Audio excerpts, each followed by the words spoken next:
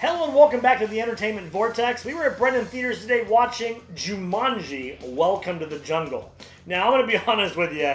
Going into this movie, when I first saw the trailer, I was like, why are they making this? I didn't understand. I don't feel it needed a sequel. I thought the idea of it going from a board game to a video game was cheesy. But the more trailers I saw, the more I found myself laughing at the trailer. The more I found myself thinking these are stupid jokes, but man, they're fun. So, going into this movie, I didn't really know what to expect. I was wondering if this was going to be what everybody thought it was going to be, which was every funny joke was in the trailer.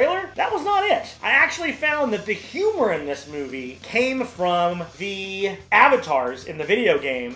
The Rock, Karen Gillian, Kevin Hart. These avatars acting like the people they are. So, The Rock acting like the nerd, for example. Kevin Hart acting like the football player, the jock in high school. That's where all the humor came from. A highlight of it was Jack Black acting like the ditzy girl with the phone that's always taking Instagram photos. Freaking hilarious. My question after seeing Jumanji is, where was this during the summer? There were so many movies that we had to sit through, mind-boggled as to how these made their way into the summer blockbuster list of movies. This movie would have fit right in and taken the place of your Valerian, your Transformers. Those movies, like I said, are just bloated and just don't feel like they have the necessary oomph to carry them through a blockbuster. This movie has so much appeal. The humor in this movie has levels to it. Children that could potentially understand some of the jokes, maybe a little bit older children. This might be like a preteens and up kind of deal, but there were several smaller children in our showing that were laughing at a lot of the jokes. When it comes to the story for this movie, it's a little bit paint by numbers. It's very Hollywood. It's only meant to just drive things along and put the characters in new scenarios, because the characters are where this movie shines. I don't want to give anything away because there's some shock value to some of these jokes, but I had no idea where they were going with it. And every time they nailed a new subject, I was laughing out loud. I thought it was genuinely funny. Now, with that being said, this is not, the next Oscar-winning movie. You're not looking at a script or a dramatic concept that's going to keep you thinking after the movie's over. The movie's over and it's done. It's just a fun adventure movie. It follows video game tropes as you would expect it to, and it was just about, teamwork and the funny concept of these characters. And it never got old for me watching The Rock act like a scared nerd and watching Kevin Hart act like a jock, and I just thought it was great. The duality of it is so funny that you're so used to seeing these larger-than-life stars in their typical roles, and when you see them doing something else, one, it shows that they're actually really good actors. I was impressed with the stuff that Rock pulled off. And it's funny. It's really funny.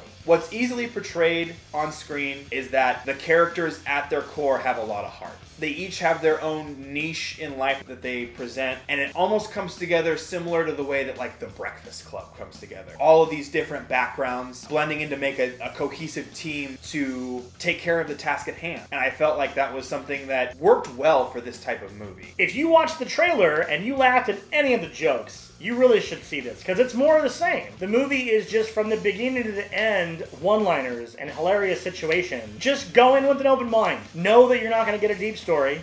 Know that you're not going to come out profoundly changed. And just have fun. There were definitely times in this movie where things did feel a little predictable. Like I said, with that paint-by-numbers type of script, there's not really a lot of places you can go. I mean, it's like the next thing that's around the corner, just about every scenario. There are a couple things that might throw you through the loop, but for the most part, it's relatively easy to follow a storyline. That's not necessarily a huge problem, but if you're looking for something that's super original and really brand new, this isn't that, but I do feel like this movie was really entertaining to watch, and it keeps you engaged if you're willing to just let it happen. The movie knows what it is, knows that it's not serious, and just owns it. I think that's what it had to be. That was the only way this would have been successful. And now I find myself suggesting that you go watch this movie. I definitely didn't think that was going to happen when I saw the first trailer. But I highly suggest you watch this. It's just a fun time. Turn off your brain, laugh, and enjoy yourself. Worth the price of a ticket. Overall, I would give this movie an 8 out of 10. Like I said, while the story has some shortcomings, the characters pick up with the remainder and push you through a pretty successful ride for a movie. It's definitely something I'm glad I saw in theaters. I would potentially see it again if a big group was going, maybe for a pre-matinee showing, that sort of thing. But I really enjoyed it, and I'm glad that I saw it. So I'm going to give this movie an 8 out of 10. This is just a fun movie. I went in wanting to laugh. I went in wanting, some action like it shows in the trailers, and I got exactly what I expected. This gives you exactly what it says it gives you. There's no tricks here. So if that's something that interests you, jump in. Watch The Rock act like a nerdy, scared kid. Watch Kevin Hart act like a big, burly jock. And even funnier, watch Jack Black act like the cheerleader. Freaking hilarious. So I'm curious to know, what is your favorite light-hearted adventure movie? There's tons of light-hearted adventure movies out there that are just meant to kind of strap in, enjoy the ride, and not have to really think about it too much. This definitely falls in that category. What's your favorite? If you haven't already, please subscribe to this channel. You'll get weekly movie reviews like this one, as well as Funko Pop news videos, multiple game videos a week. We are doing a minimum of 4 videos a week for you. We hope you'll follow us into the Vortex. We'll see you next time.